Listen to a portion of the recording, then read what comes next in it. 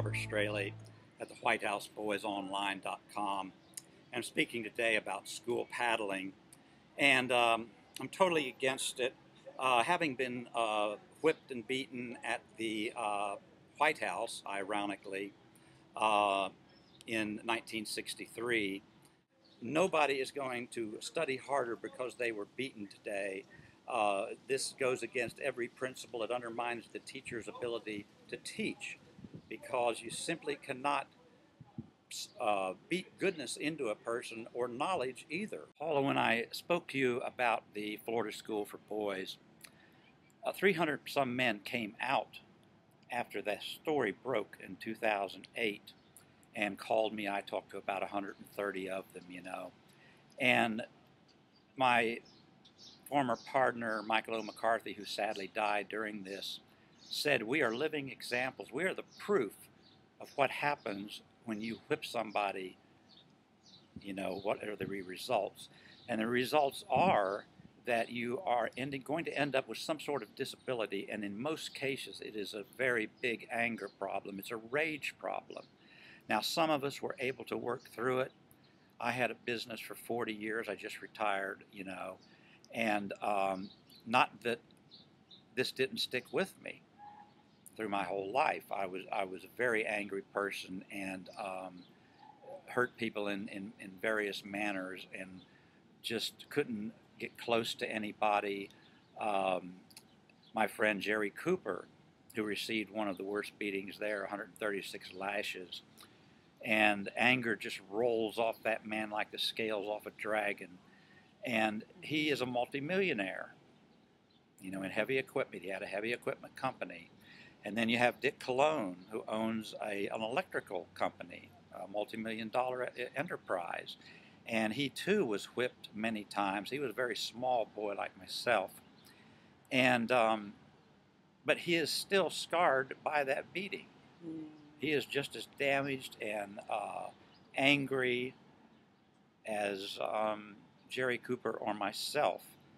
And I've seen some of these men, and they all have that particular disability of anger, or they don't know how to deal with people. They're untrustful. You know, the repercussions just burn through generations. You know, it's like throwing rocks in a pond. It has an effect that even after 50 years, there are people calling me today that are affected by this, of what happened 50 years ago to their great-grandfather. How's that? Well, okay, a lady called me and she told me about how her husband had been abusive towards her and her daughter, and sometimes went into rages and whipped them with a leather belt till they begged for mercy. And I said, "Well, why? Why did that happen? Was your husband at Mariana at the Florida School for Boys?" And she said, "No, but his father was at that school." And okay. so you see, yes, he grew up getting a beating from his father, and what's good enough for you is good enough. What's good enough for me is good enough for you. And it just goes through several generations. You know, it's uncanny, but it happens. Yes, exactly. And so that dad, his son, now the daughter and the mom ended up dealing with it. And who knows if that girl will marry a man who will abuse her. Exactly. And one boy wrote me in and he said, "My dad used to make me lie down on the bed and grab the top of the bed, and he would beat me until I begged for mercy." And when I looked at your website and realized what had happened, I knew why he had done that, but I still couldn't forgive him. Oh, so he was able to see where his dad had He experienced knew. his childhood. Yes, these people, mostly daughters and wives, a few sons wrote in, but they all said, at least now we know why he was the way he was. Absolutely. You know, and even one man who is dead left a letter, and I went over to meet the lady, and her name was Monica Adams, and her father had been there, and he wrote about Mariana, and he gave it to her. One of the last things he did was give it to her and told about his experience. I believe he was 8 years old, and I think they gave him 80 lashes, tied him to a bed and gave him 80 lashes. They could even live through that. Yes, that is enough to kill you, Yes. and I think it did kill some Mm. people. And the fact that nobody stopped it for 68 years is just unbelievable. Yes. I think one of the sad things too is that this happened in Florida. And Florida, even today, is one of the 19 remaining states allowing this. It would be such an honorable thing for them to ban this practice in their schools, if for no other reason than to show respect for people like you and these other gentlemen you spoke of who went through this horrible pain in that very state. It's ruined lives, that it has caused damage that is immeasurable. Yes, it is. Immeasurable. 2 generations still Yes. pouring down, and they're allowing it in the schools. We asked the governor to investigate this school and what happened there. They actually had a ceremony. We took our story to Carol Marvin Miller of the Miami Herald, and that's one of the top reporters in Florida. She's an investigative reporter, and she investigated it and found out that what we were telling about these brutal beatings and stories of boys going missing and so forth. And she broke the story, 2 full pages in the Miami Herald, and they knew that something was coming. I mean, they knew men was going to come out of the woodwork. Right. They knew they had been caught. And so they went into damage control. They actually had us in the institution, and it was called the sealing of the White House ceremony. Oh. Okay. And Carol Marvin Miller's film crew was there, and they filmed it. There's about 60 people in attendance. They had a plaque, and it says, "We acknowledge the tribulations of these boys," and so forth, and it'll never happen again, and so forth. And we're going to tear the building down. And then they opened the building and let people go in and look at it, and you could hear them saying, "Oh my God, it's true, dungeon." Then they took us over to 31 unmarked graves across the street on what was the black side before integration. And they thought that was it, that we would go home and maybe have just a little press story. But Brendan Farrington of the Associated Press was there, and it went nationwide the next day. And the next day, they said to the press that what they did there, this ceremony, was neither an admission nor an apology. Now, what was it? How they? It infuriated us so badly, because they knew exactly what happened in that little room, or they would have never opened the doors of that prison. But they had no apology. They have no apology. They took it back. Now, Dozier is closed, and what is happening now is Professor Aaron Kimberly, University of South Florida, forensic anthropologist, got a permit to go in there and investigate the graveyard. The FDLE did not dig up one grave. They did nothing but explain it away on paper. She went in several weeks back and had a section of land about 30 foot by 60 foot cleared from the original graveyard. And on that strip, she found 24 anomalies, as what she describes as burial shafts. These were graves that have sat there for probably 20 years, overgrown, forgotten, no markers. Who are these boys? We don't know. And we don't know until she does the entire graveyard. But it just goes to show that the FDLE had no respect for what the governor ordered. He ordered them to do a full and comprehensive report. And if they'd have went 30 feet and looked into the woods, they would have found these burial shafts. So they admitted that they had faulty records, or no records at all, between the FDLE and Dale Cox, a so-called local historian. They were able to provide 31 names for these graves. Even though the graveyard the crosses had been taken out, the land had been plowed over and used for farmland, and then years later they put the crosses back in depending on where they thought they might go. And they explained it away on paper. There were 81 deaths at the school. That leaves 50 boys that are missing. Who were they? How did they die? Nobody knows. Nobody knows. And for all of that, the Florida government said, "We are not apologizing for this." That's right. They do And not that have an so then that's apology. why school children in Florida are still being beaten because their government. Who's the governor of Florida again? Right now, it's Rick Scott, Lieutenant Governor Carolyn Wansley Walters is head of the DJJ. Oh, See, that it occurred didn't. then. Well, it went from when they banned the whipping, it went to hog tying. Hmm. And a group came in and sued the school, and they had to stop hog tying. Then it went to psychotropic drugs, This is which how deep this is child how abuse deep the can go. wormhole goes Yes, in this case. yes, There's a yes. rabbit hole that's so deep. And the school, when it closed, was 111 years old. It was labeled a monstrosity. It was labeled 1,400 acres of hell. There are 65 archived articles on my site, thewhitehouseboysonline.com, that have all of the reports, the people that went there, that came back and testified before the legislature, before the Senate, and yet it took 68 years to stop this. You've been You working know, on this for 5 or 6 years. What was it that had you begin this at that time? And tell us about that. it was a picture of Martin Anderson, Hmm. and that was the 14-year-old black boy that was sent to a boot camp. He went in the morning, and he come out dead in the afternoon, about 4 o'clock. And I saw a picture of him. There was 5 guards kneeling on him, a nurse standing there, and they gave him a lethal dose of ammonia and killed him. Now, they went to court. Nobody did a day in jail.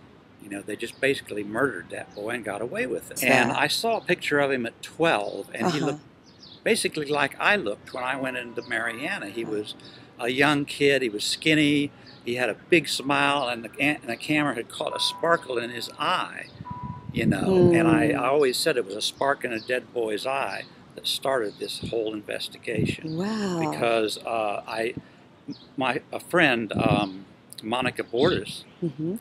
who was at law school, used to be a secretary. She called me, and we mentioned the Martin Anderson case. It was in the news then, and I blurted out about Mariana for some reason. I had never told anybody, not my wife of 15 years, nobody.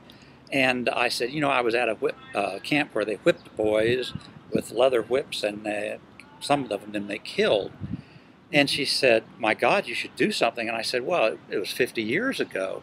So the next day, she Googles up Roger Kaiser's website. He was a boy there. He was an orphan, actually. He'd been at an orphanage since he was 4 and then sent to Mariana because they had no other place to send him. He had committed no crime. And he had been beaten there.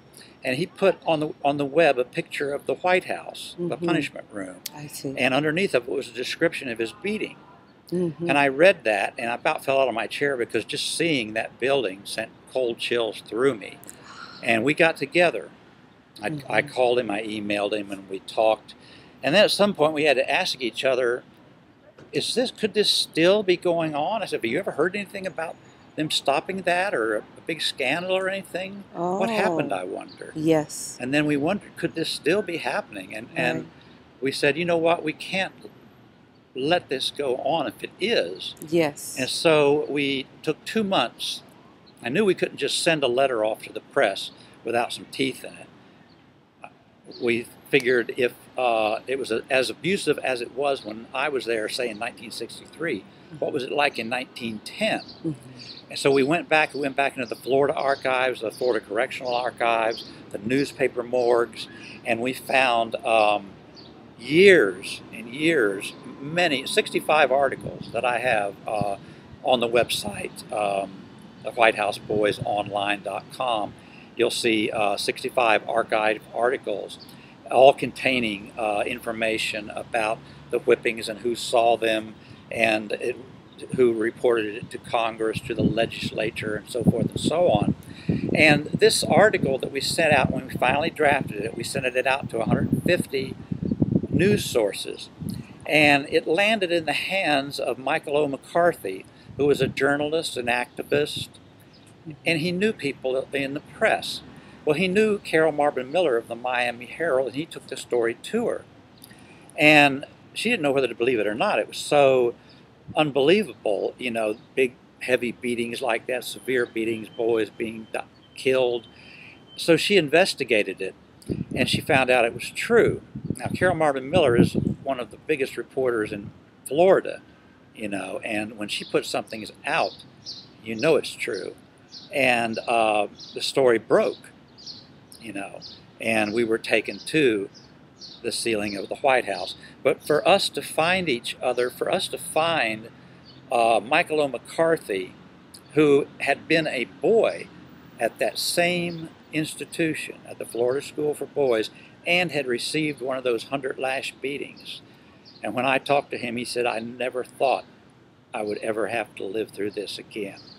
And he didn't really make it. He died. Oh, he did die. He died. It was just, he became obsessed with it. His health went down, and he had a heart attack. Oh.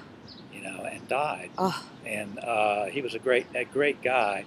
And Ben Montgomery of the St. Pete Times and his crew picked that story up and did 6 Sundays in a row, 2 full pages called For Their Own Good was the name of the story. And they worked on that 3,000 hours worth of research, and they laid it out it was a huge story in Florida. They won the DART Award for trauma in journalism. They were runners-up for the Pulitzer Prize. Mm-hmm. And Jim Schottler at the Jacksonville paper did a series on it. Mm-hmm. And it was in every TV station in Florida. The press on this lasted 3.5 years. Really? Until the FDLE put up their phony and shameful report. You know, none of the boys that were beaten and had scars ended up on their report. Mm. You know? Yes. It enraged Jerry Cooper so bad, who had gotten 136 lashes and had scars. He went down with Ben Montgomery and an officer from the FDLE and had them witness. They looked at his scars. And, you know, they made statements. They did everything they could to slant it. The beatings weren't as bad as we made them out to be. There were no missing boys. There were no murdered boys. The graveyard that stood there, that stood for all of the boys that had died there. They did say there were 50 missing that they didn't know what happened to. Mm. And they did no further investigation. They did not dig up anything, mm-hmm. did no ground penetrating radar. In their words, they said, without a way to see underground, and they didn't want to disturb the peace and tranquility of the boys. And it was just a lot of hogwash to me, you know, because we knew that there were other boys buried around there, and mm-hmm. many of them.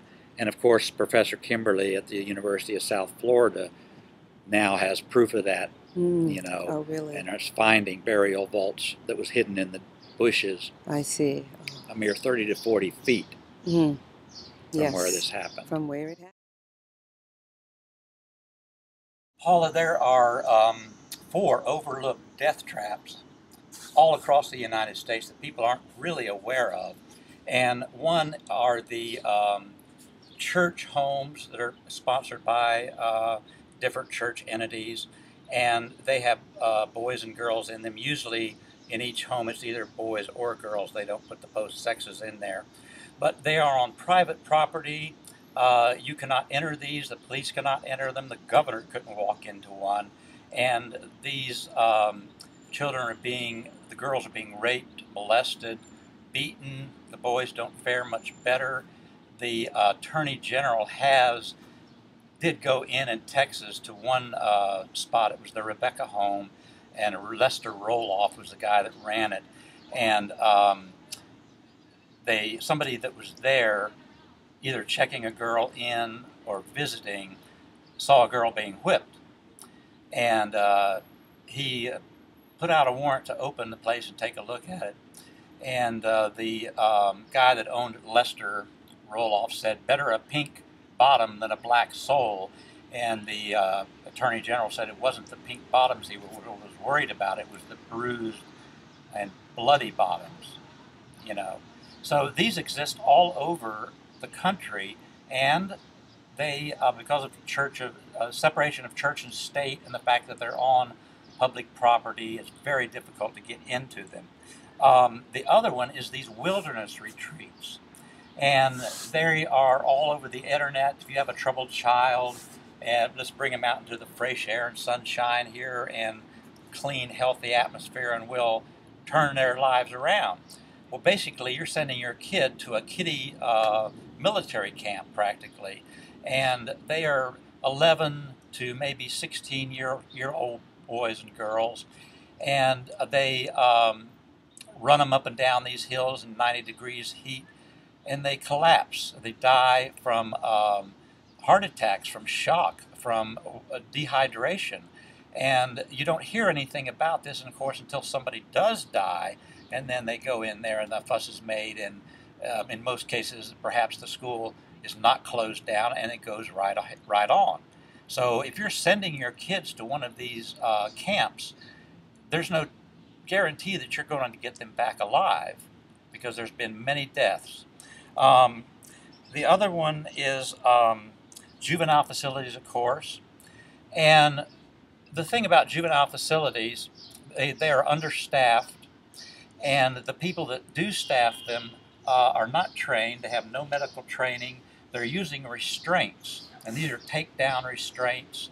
And they use them, of course, in these wilderness camps and in the children's homes and in the juvenile facilities, but they go too far. They'll have 3 or 4 people holding a boy or girl down, and they die of chest compression. One 320-pound counselor set on a 66-pound boy, and of course he crushed him to death. They don't have the medical knowledge, if one of these restraints goes too far, to do anything about it. They call 911. By the time they get there, the boy or girl is dead. And that happened in the Eric Perez case in Miami just not even a year ago. The boy screamed for help and begged for mercy, and he was sick, and he did die. And they just dismissed it that he was playing possum or something like that. So you have the last thing, of course, is the home. And you see this every day. Kids are killed. Not only killed, they're tortured, they're chained up. They're chained up in basements. They're thrown out of windows. You know, it is just the level of violence that our society has come to is just unbelievable. And there are not enough facilities, home and family services and all that does not have enough people to really keep an eye on all these children. Even if they've been reported to be abused and they find some abuse, they somehow end up back with those same parents. So kids are in our country right now are at facilities where they could be harmed. You have to have some kind of special warrant, like from Attorney General or something like that, to even get in one of these homes. To investigate it. To investigate so it. Girls who are in these homes where they are being raped, or boys who are being whipped, if it's not a public or U.S. government run facility, the government cannot walk in. So these kids actually have no one to turn to. They have nobody to turn to, and happens to them in there is they're not allowed to talk, no eye contact. If they have to go to the bathroom, somebody has to escort them. And just this is happening today. This is happening today all over the country in these church-sponsored homes for troubled children. You know. So anybody could just say, I'm going to open up a church-sponsored home, and they have a license to have a facility run like this, and the government cannot go in for whatever, reasons, protocol. And so these children are at the whim of these people who can be fully sadistic and all with ill intent, and these children are stuck there, and we cannot reach them? That's right. When you have absolute power in a situation like that, well, you know what the saying is, absolute power corrupts. Yes. And it does. Yes. You know, they have these young girls there, and the things that they make them do. There was the New Bethany school, and you can go on the internet and Google that under church abuse, abusive church homes, I surely will. And you'll come up with the survivors have started websites of these homes. You know, there's so many of them. Mm-hmm. And these are just as dangerous as sending them into a juvenile facility. When you take a whip or a paddle and you give it to somebody, they can start out to be a good person, but that's too much power over another human being. You know, that is all going to go bad at some point, and it just, it's like if you've ever been in a fight and you have your opponent beneath your feet bleeding and you've won that fight, you're God and they're not for that moment. And this just this perverts the person that is using this weapon into the point to where they begin to enjoy it. And I've seen pictures of these people holding their paddles, and they have a gleam in their eye, and it is just a gleam of sadism. There's a gleam of satisfaction and sadism. Mm-hmm. And that's exactly what happened to the men at Mariana. They may have started out as good men, but they turned into monsters at some point. And they began to like what they were doing. They took it too far, and it became normal. Mm-hmm. It became something as perverted and as harsh and criminal as what they did. Mm-hmm. They began to believe they were doing some good. I see. And they weren't. They were not. They were not doing any good, and they're not going to do any good in your school beating your kids like that. Mm-hmm. Exactly.